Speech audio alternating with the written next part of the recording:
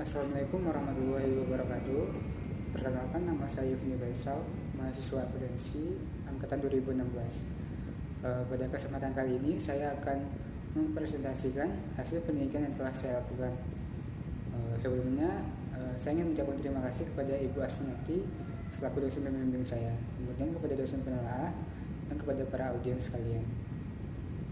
Adapun judul penelitian yang telah saya lakukan yaitu mengenai pengaruh dari pelaporan lingkungan ISO 14001 peringkat proper terhadap kinerja keuangan perusahaan dengan memakai firm size dan ownership structure sebagai variabel kontrolnya. Kemudian studi dilakukan pada perusahaan manufaktur yang terdaftar di Bursa Efek Indonesia. Pada kesempatan kali ini kita akan membahas 5 topik pembahasan. Yang pertama yaitu pendahuluan, yang kedua tinjauan pustaka, yang ketiga metode penelitian, yang keempat hasil pembahasan, dan terakhir itu kesimpulan atau penutup. Mungkin langsung saja kita masuk ke pembahasan yang pertama yaitu pendahuluan. Di sini akan dibahas mengenai latar belakang dari penelitian ini. Yang pertama itu ada mengenai konsep triple bottom line. Seperti yang kita ketahui, konsep triple bottom line terdiri dari 3 aspek, yaitu pertama profit, people, dan planet. Diharapkan pada perusahaan untuk fokus kepada ketiga aspek tersebut, harus seimbang untuk di antara ketiganya, tidak boleh hanya terfokus pada salah satunya saja.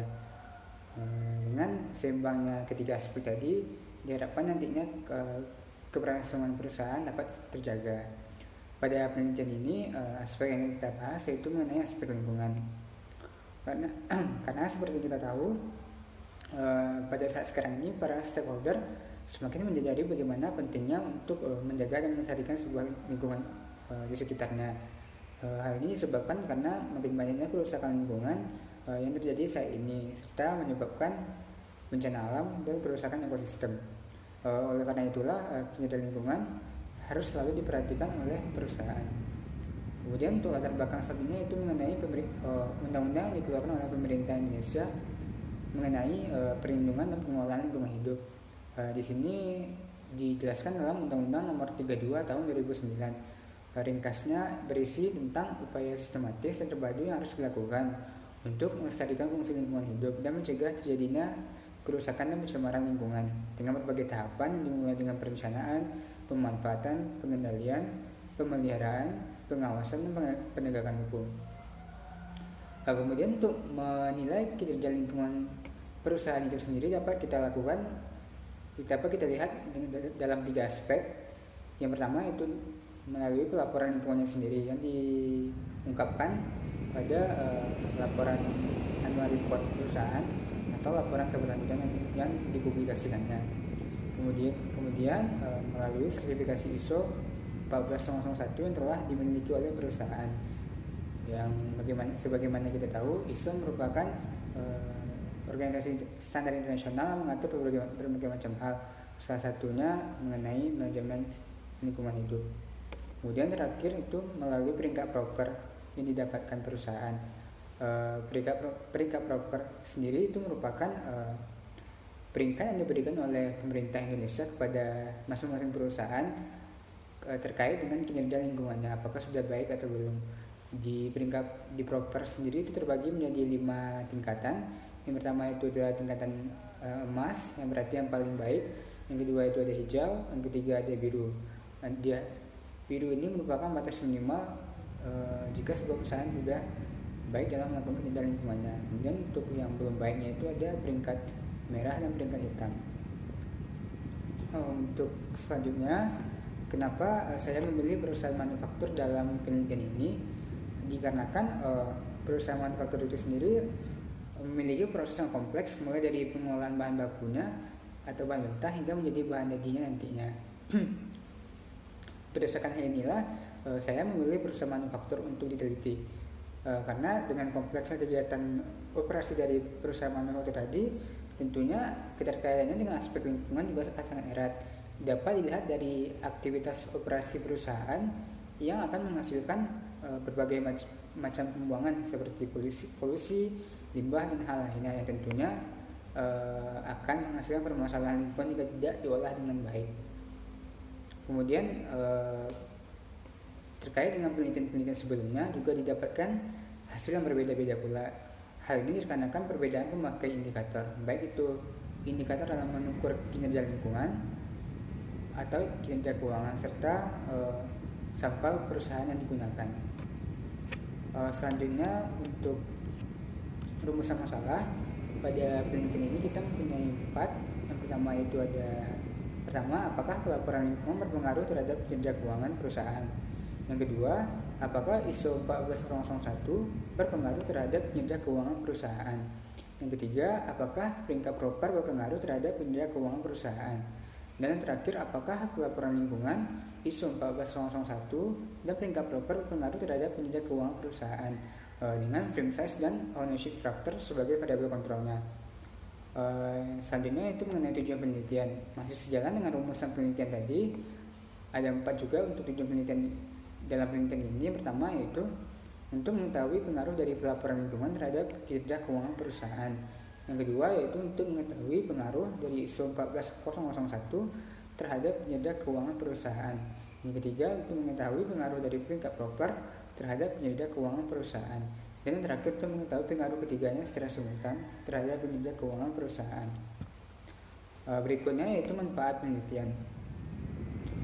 Diharapkan pertama dalam penelitian ini memiliki manfaat bagi dua. Yang pertama itu manfaat teoritis, dan yang kedua manfaat praktis.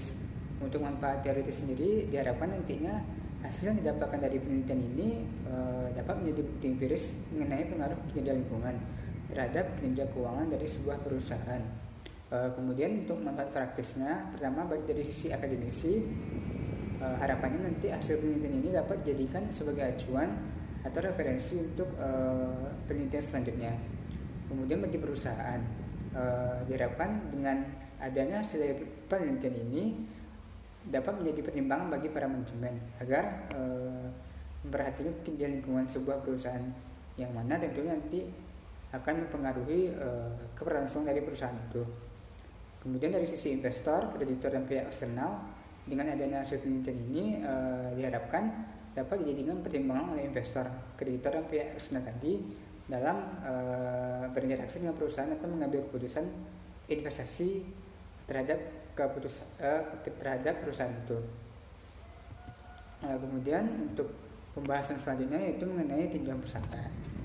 Di sini terdapat alasan teori, di mana untuk teori sendiri saya memakai 2 teori, yaitu teori stakeholder dan teori legitimasi.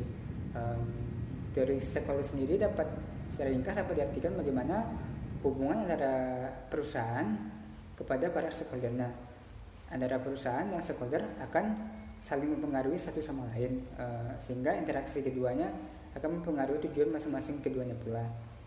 Kemudian untuk teori legitimasi secara ringkas dapat diartikan sebagai segala upaya yang dilakukan oleh perusahaan agar dia dapat diterima di lingkungan tempat dia beroperasi.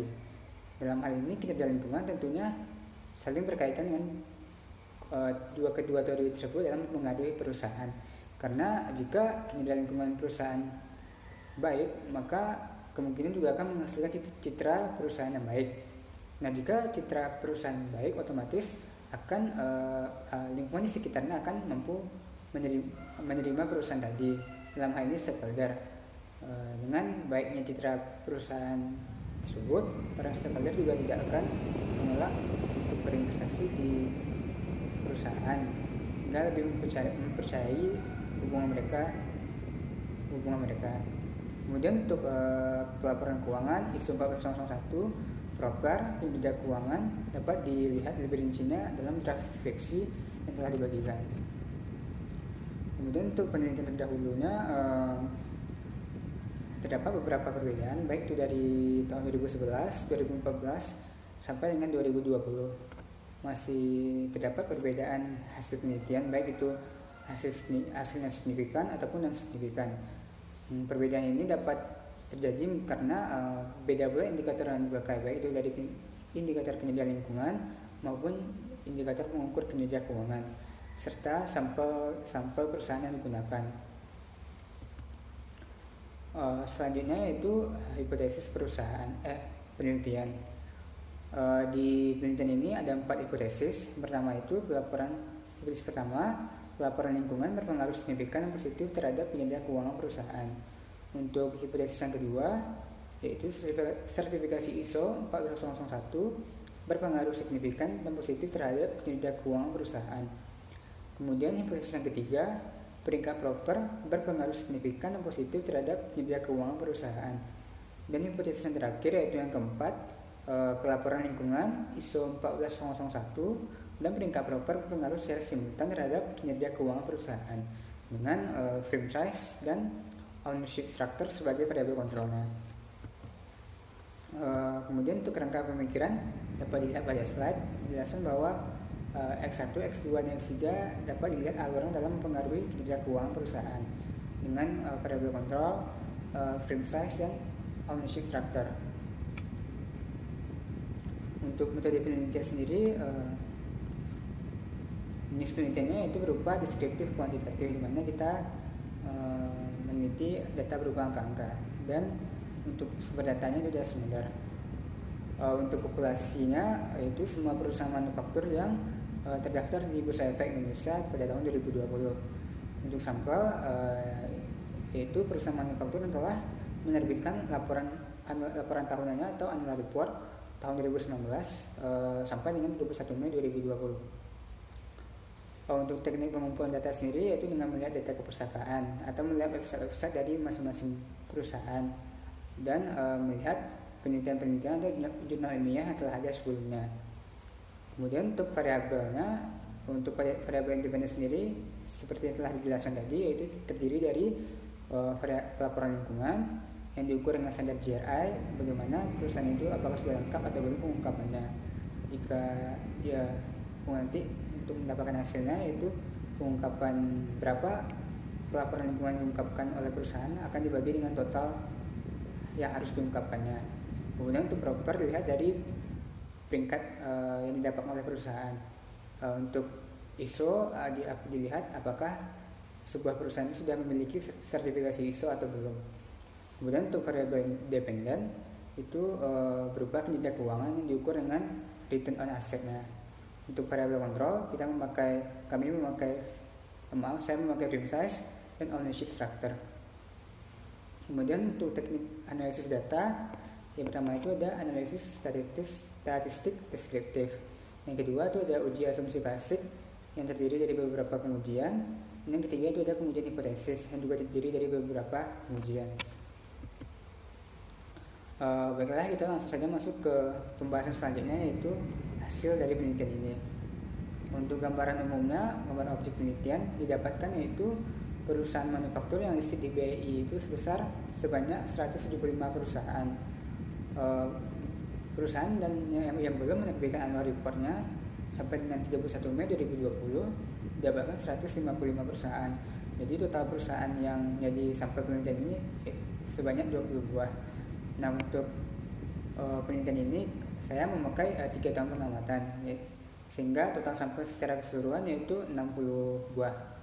Nah, untuk variabel independen saya memakai pengamatan dari tahun 2016, 2017, 2018. Untuk variabel kinerja keuangan atau variabel independen memakai pengamatan dari tahun 2017, 2018, dan 2019. Kemudian masuk pada hasil pertama dari hasil analisis statistik deskriptif.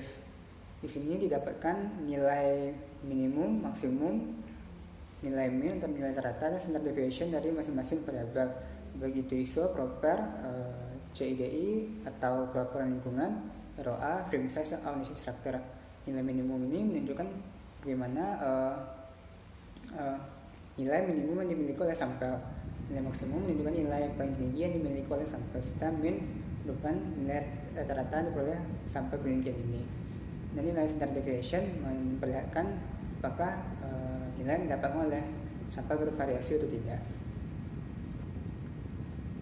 Kemudian masuk pada uji asumsi klasik yang pertama, yaitu uji normalitas. Di sini menggunakan sebelumnya uji normalitas sendiri digunakan untuk melihat apakah data terdistribusi normal. Pada penelitian ini menggunakan uji non-sample chronograph Smirnov. dapat dilihat pada slide didapatkan nilai signifikasinya sebesar 0,2. Kemudian selain menggunakan uji one sample Kolmogorov-Smirnov juga dapat dilihat dari hasil histogramnya. Pada slide itu hasil histogramnya berbentuk seperti lonceng.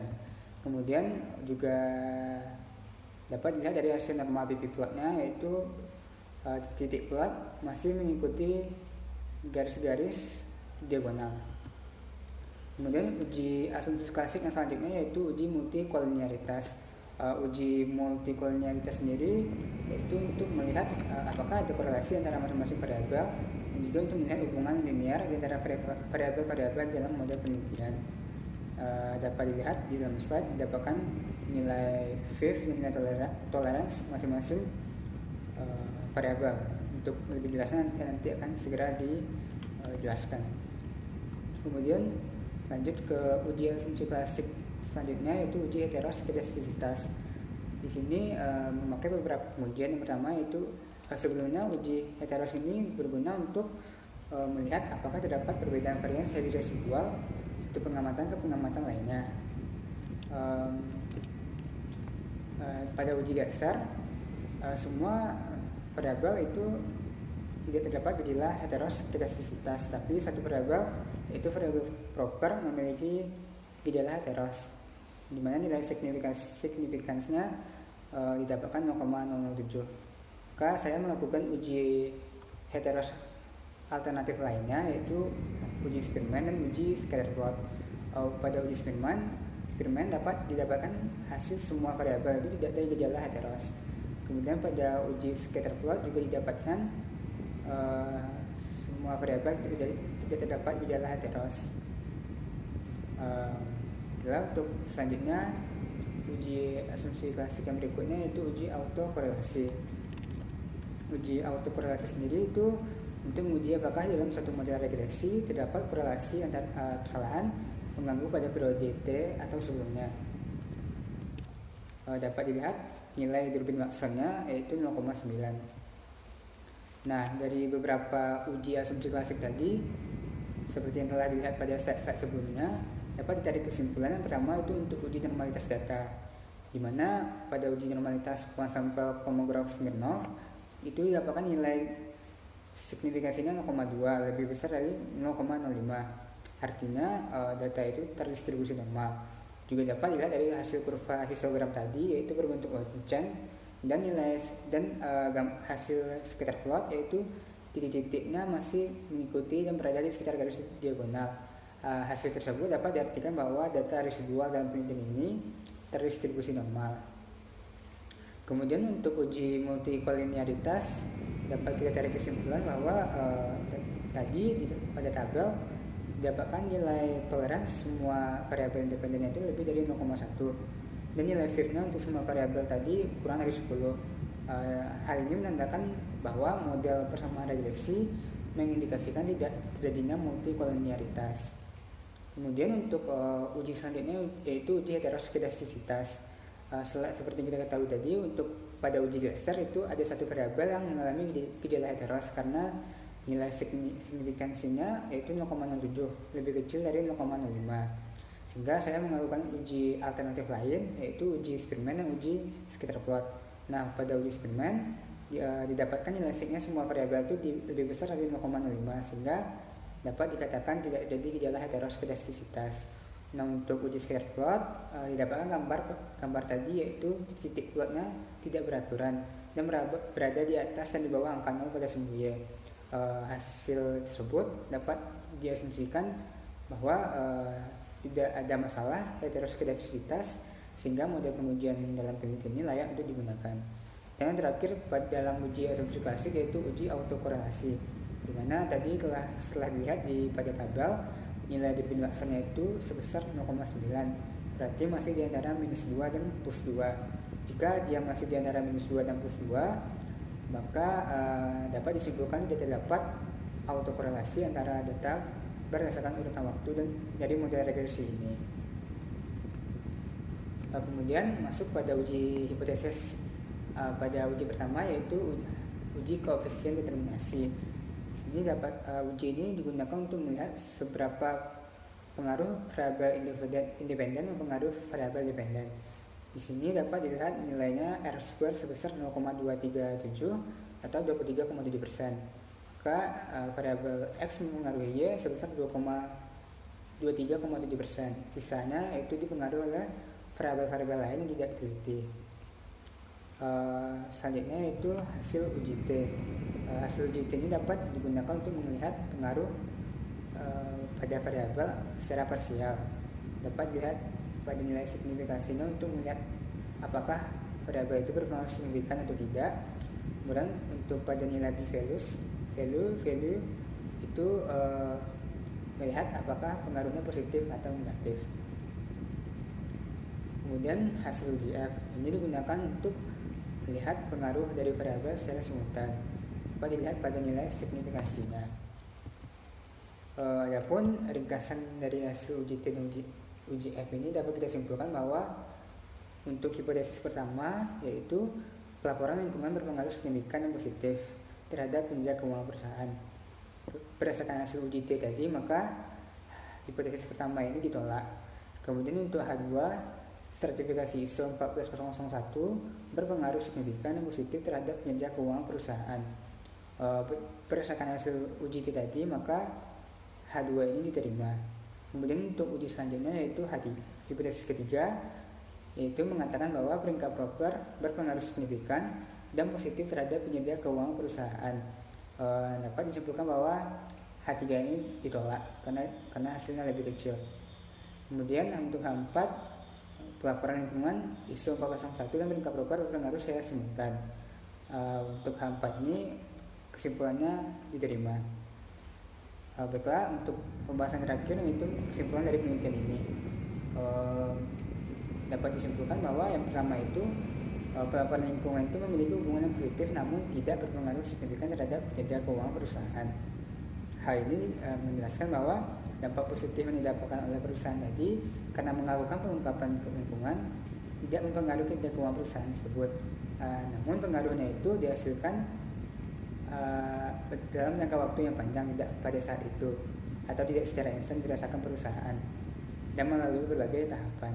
Kemudian yang kedua, kesimpulannya sertifikasi ISO itu memiliki hubungan yang positif yang berpengaruh signifikan terhadap kinerja keuangan perusahaan. Dikarenakan penerapan dari standar ISO ini memberikan semacam reputasi pada perusahaan sehingga akan mendapatkan kepercayaan investor dan menyebabkan penjualan yang lebih tinggi. Yang berarti kepemilikan ISO ini akan mempengaruhi peningkatan dari kinerja keuangan perusahaan itu. Kemudian untuk kesimpulan ketiga, di mana peringkat proper memiliki hubungan yang positif namun tidak berpengaruh secara signifikan terhadap kinerja keuangan perusahaan. Sama halnya dengan pelaporan lingkungan tadi, hubungan positif yang didapat tadi akan memberikan dampak terhadap perusahaan namun tidak terjadi secara instan dan melalui berbagai tahapan. Hal ini menjelaskan meskipun peringkat proper memberikan dampak positif terhadap perusahaan namun tidak mempengaruhi kinerja keuangan perusahaan tersebut. Kemudian selanjutnya untuk pengaruh dari pelaporan lingkungan, sertifikasi ISO 14001 dan peringkat proper terhadap kinerja keuangan dengan firm size dan ownership structure sebagai variabel kontrol berpengaruh secara simultan. Hal ini dapat dikatakan bahwa ketiga variabel tersebut akan memberikan atau mencerminkan hasil dari kinerja lingkungan sebuah perusahaan. Pelaporan lingkungan, sertifikasi ISO, dan peringkat proper tadi secara bersama-sama akan meningkatkan citra sebuah perusahaan dan dapat memperoleh kepercayaan yang lebih baik daripada stakeholdernya sehingga mempengaruhi kinerja keuangan perusahaan itu. Kemudian untuk variabel kontrol sendiri tadi didapatkan firm size berpengaruh positif namun tidak signifikan dan ownership structure berpengaruh negatif namun signifikan. Firm size yang bernilai positif namun tidak signifikan menandakan kinerja keuangan perusahaan tidak akan terpengaruh dari tingkat ukuran perusahaannya, namun akan memberikan efek lain dalam jangka panjang. Kemudian ownership structure yang bernilai negatif itu menggambarkan bahwa meskipun sebuah perusahaan bukan sebuah BUMN, tidak akan menurunkan kinerja keuangan dari perusahaan tersebut. Nah, adapun selanjutnya terakhir yaitu keterbatasan dan saran dari penelitian ini. Untuk keterbatasan sendiri ada satu, yaitu pada penelitian ini dalam mengumpulkan data untuk pelaporan lingkungan hanya beberapa perusahaan yang menerbitkan laporan keberlanjutan, Sehingga untuk menilai laporan lingkungan tadi dilakukan dengan melihat pengungkapan CSR-nya pada annual report-nya. Saran untuk penelitian selanjutnya, yang pertama itu adapun periode pengamatan sampah pada penelitian ini selama 3 tahun. Sarankan untuk penelitian selanjutnya agar menambah tahun pengamatan serta jumlah sampelnya, sehingga penelitian bisa menghasilkan informasi yang lebih baik lagi. Kemudian yang kedua itu variabel yang digunakan yaitu ROA untuk kinerja keuangan dan Fixed Asset Ownership Structure untuk variabel kontrolnya. Disarankan untuk penelitian selanjutnya dapat menambah variabel kontrol yang lainnya dan menambah indikator pengukuran kinerja keuangan yang lainnya agar menghasilkan penelitian dan informasi penelitian yang lebih beragam. Mungkin sekian dari penelitian yang presentasi yang saya lakukan. Mohon maaf atas segala kekurangan dan kesalahan. Assalamualaikum warahmatullahi wabarakatuh.